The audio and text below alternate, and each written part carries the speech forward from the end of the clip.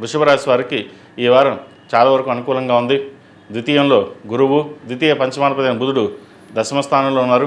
వృత్తి స్థానంలో రాహుతో కలిసి ఏదైనా మాట్లాడేటప్పుడు ఆచితూచి వ్యవహరించాలి. ఏదైనా ఒక చక్కగా ఒక మాట అంటే కూడా దాన్ని వక్రీకరించే వారు ఉంటారు. అదేవిధంగా వ్యాపారంలో కూడా కొంత సానుకూల పరిస్థితి గోచరిస్తోంది. వృద్ధిలోకి వస్తారు. ఏదైనా కష్టపడి పైకి రావాలి, మనకంటూ ఒక గోల్, మనకంటూ ఒక సంస్థ స్థాపించుకోవాలి, ఇండివిజువల్గా ఉండాలి అన్న భావంతో ఎక్కువగా ఉంటారు. ఎవరు ఎన్ని చెప్పినా సరే అవన్నీ పక్కన పెట్టి మనం నిలబడాలి. ఎవరు ఎన్ని అడ్డంకులు పెట్టినా సరే ఇబ్బందులు లేకుండా ముందుకు వెళ్ళాలని ఆలోచిస్తారు. సంతానం సంబంధించిన ఆరోగ్య విషయంలో కొన్ని జాగ్రత్తలు తీసుకోవాలి. అదేవిధంగా విద్యా సంబంధించిన విషయ వ్యవహారాలు కూడా కొన్ని జాగ్రత్తలు తీసుకోవడం చెప్పదగిన సూచన. అదేవిధంగా దూర ప్రాంత ప్రయాణాలు కలిసి వస్తాయి.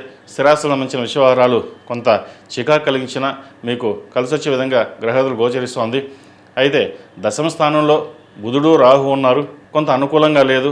ఒక పనికి 2 పనులు వెళ్ళడం, లేదంటే మన ఒక ముందుకు వెళ్ళిన తర్వాత అది వెనక్కి రావడం, ఇటువంటివి జరుగుతుంటాయి. ఏదైనా సరే కార్యసిద్ధి అన్నట్టుగా మీ మనస్సంకల్పం ఏదైతే ఉందో అది నెరవేరుతుంది. మనసాక్షిగా మీరు చేసే ప్రతి పని నెరవేరుతుంది. విద్యార్థులకు కాలం చక్కగానే ఉంది. అయితే చదువు మీద ధ్యాస పెట్టాలి. ముఖ్యంగా ప్రభుత్వ రంగ పరీక్షలు ఎవరైతే రాస్తున్నారో లేదా ప్రిపరేషన్ అవుతున్నారో వారి కాలం అనుకూలంగా ఉంది. అదేవిధంగా విదేశీ సంబంధించిన విషయ వ్యవహారాలు కాస్త నత్తనగా ఉంటుంది. వీసా కావచ్చు, గ్రీన్ కార్డు కావచ్చు, చేదాకా వచ్చి చేజారిపే అవకాశం కూడా లేకపోలేదు. ప్రతి విషయాన్ని క్షుణ్ణంగా పరిశీలించుకుని ముందుకు వెళ్ళాలి. అదేవిధంగా దుర్గా స్తోత్రం పఠించడం చెప్పదగిన సూచన.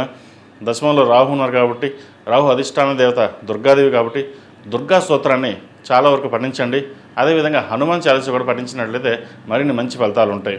ఈ రాశిలో జన్మించిన స్త్రీలకు వృత్తి ఉద్యోగాల పరంగా, వ్యాపార పరంగా కలిసి వచ్చే విధంగా గ్రహదులు గోచరిస్తోంది.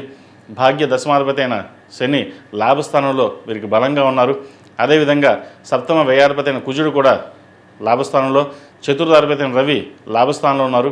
ప్రభుత్వ సంబంధించిన విషయ వ్యవహారాలు వీరు చాలా సానుకూలంగా ఉంటుంది. ప్రతిరోజు ప్రతినిత్యం అష్టములుగా తల్లితో దీపారాధన చేయడం, కాలభైరవ రూపు మెల్ల వేసుకోవడం చెప్పదగినది.